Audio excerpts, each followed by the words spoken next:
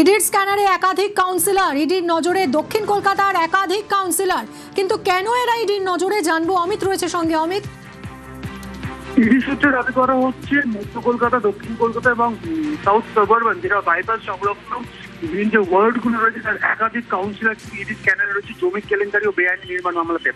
জয় কামদার এবং সোনা প্রাপ্ত এই সমস্ত কাউন্সিলরদের প্রভাব দেখিয়ে বিভিন্ন জায়গা থেকে জমি তারা যেমন তারা দখল করেছেন এবং একইভাবে জমির চরিত্র বদলের ক্ষেত্রে এই সমস্ত কাউন্সিলরের যথেষ্ট প্রভাব ছিল এবং কলকাতা পুরসভা এমনকি ভূমি রাজস্ব দপ্তরে বিভিন্ন কর্মীকে কাজে লাগিয়ে জমির চরিত্র বদল করা হয়েছে এবং জালমুখী বার করা হয়েছে, তথ্য উঠে এসছে।